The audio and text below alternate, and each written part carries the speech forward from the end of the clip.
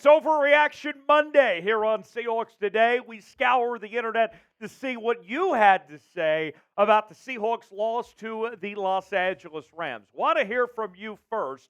Give me your overreaction to the Seahawks' performance, and we'll get started with today's show. We begin with breaking news from NFL Network insider Ian Rappaport. As Rap Sheet tweets, with starting left tackle Charles Cross week to week with turf toe, the Seahawks are bringing in potential Hall of Fame offensive tackle Jason Peters on a visit tomorrow, sources say. The 9-time Pro Bowler is 41, but not done yet. The interest is real. Peters allowed 11 pressures and a sack on 135 pass blocking snaps in 2022. It's really evident that the Seahawks have zero confidence in their backup swing tackles. And the question I ask is, why did it take till week 2 to figure out a solution to this problem? Why didn't you have this figured out before the season began of having depth behind Cross and Lucas? It wasn't good in the preseason, and you're just now looking to fix this problem? To me, that's lazy on the part of John Schneider and Pete Carroll, but if they sign Jason Peters, we'll let you know about it and break it down here on the channel. We'll have more on the visit coming up on tomorrow's show. Now for the overreactions. Let's begin with the idea of tanking for Caleb Williams. What? Yes, that was a real thought that scoured the internet over the last 24 hours. And I got to tell you, it's just ridiculous. Did yesterday suck? Absolutely it did. But it's way too early to just throw away and give up on the season and tank for a quarterback. And that's not an insult on Caleb Williams at all. Caleb Williams is a generational talent. USC's lucky to have him. He's going to be a superstar in this league as far as I'm concerned. But it was one game.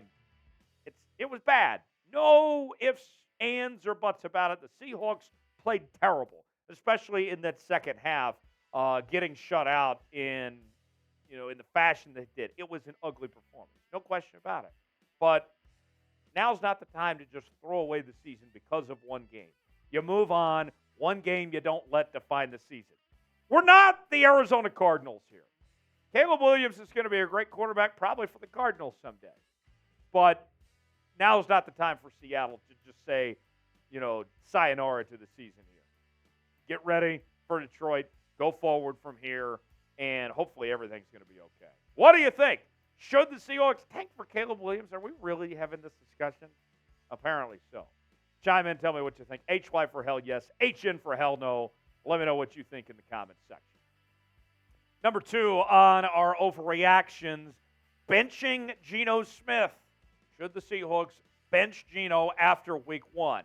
To me, I think that's absurd. That is an overreaction. To bench Geno and to turn to Drew Lock at this point in time.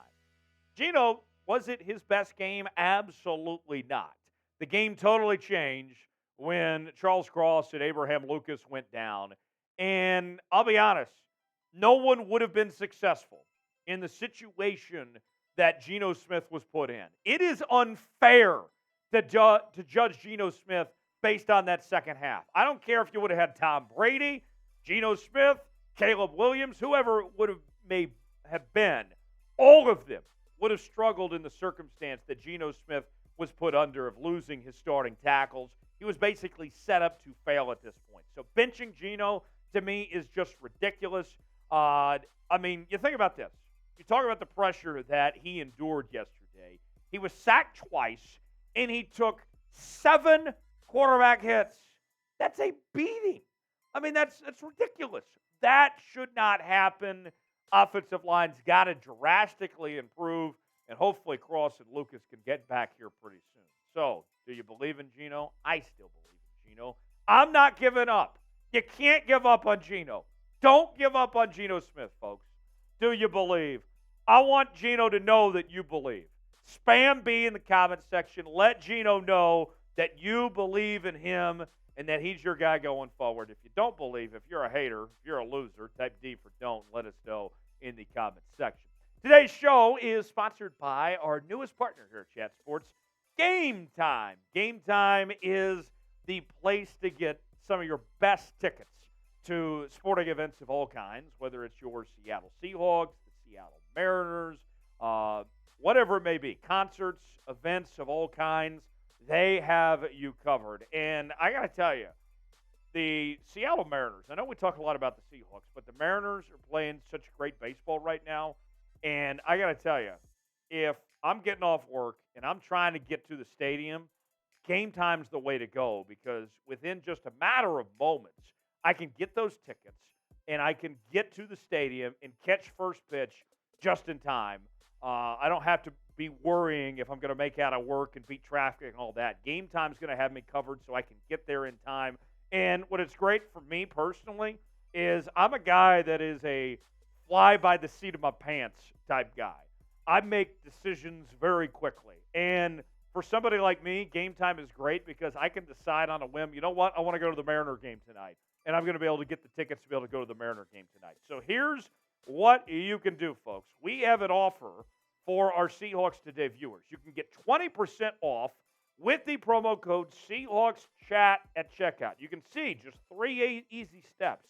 You see the prices, you figure out your seat, you get the idea of the location, you can zoom in and know exactly what your view is going to be, and then you check out. It's easy as that. Download the Game Time app, create an account, use the code SeahawksChat for $20 off your first purchase. That's incredible, right? Terms apply. Create an account, redeem the code SeahawksChat for $20 off. Download Game Time today. Last-minute tickets, lowest price, guaranteed. $20 off with Seahawks Chat at checkout.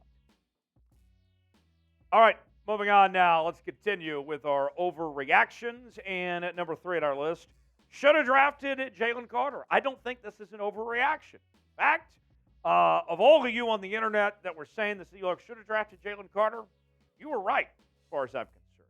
Think about this. The Seahawks D-line showed absolutely nothing. I mean, it was a problem, right?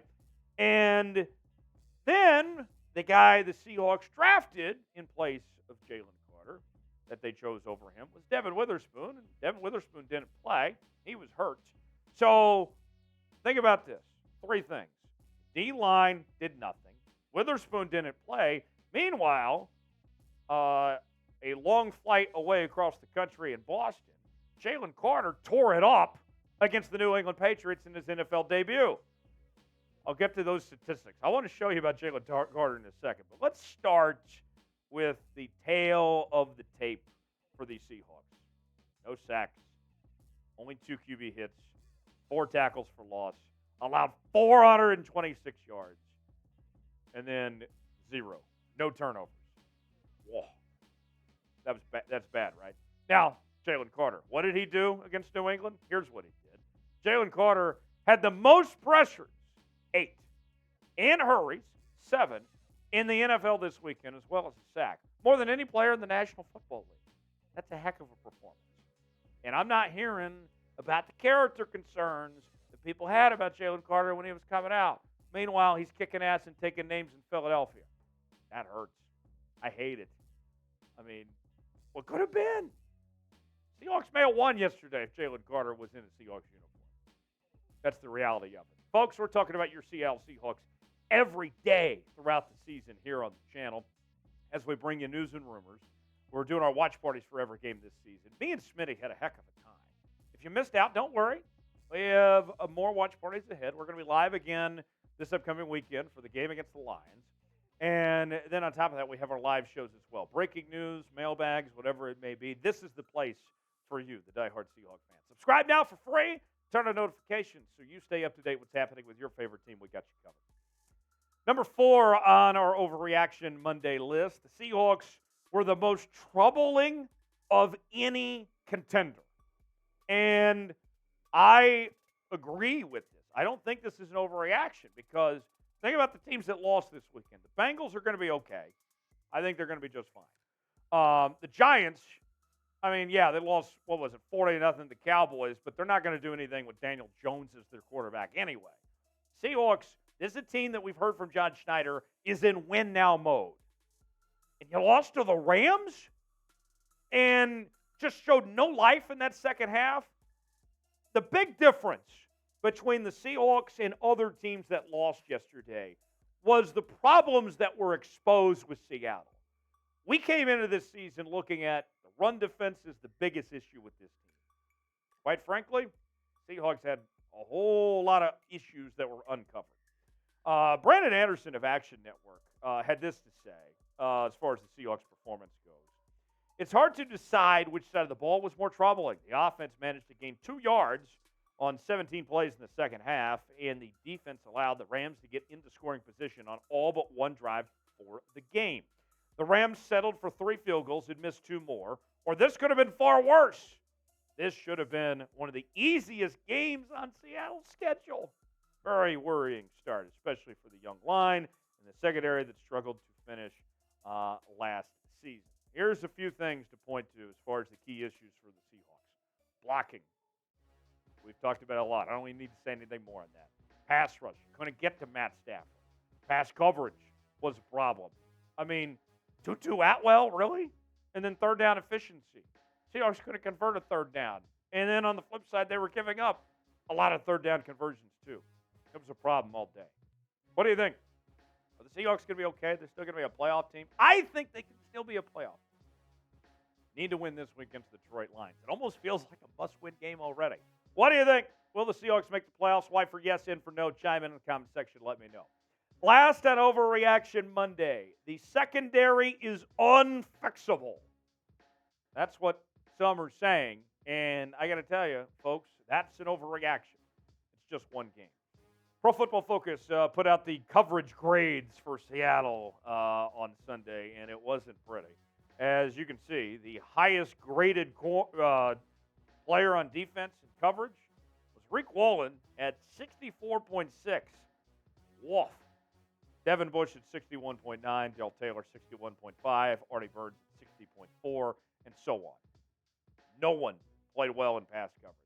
And the thing that was very alarming of it all was letting Matthew Stafford pick this defense apart. Matt Stafford? I know he's got a Super Bowl ring and all that, but, I mean, they made Matt Stafford look like he was Patrick Mahomes out there. Throwing for 334 yards. Matt Stafford was unstoppable. That shouldn't happen. There's no world where that should happen. Luckily, Devon Witherspoon should be coming back soon. Even if I'd rather have Jalen Carter, we can only think forward and wish good things for Devon Witherspoon. But you got Devon Witherspoon coming back. I expect Reek to play better, Trey Brown, Mike Jackson. All these guys should improve. It can't get worse than it did yesterday. At least I'd like to think so. So we'll see where they go from here. So to recap, Overreaction Monday. Tank for Caleb Williams? Absolutely not. Bench Geno Smith? No way, Jose. Should have drafted Jalen Carter?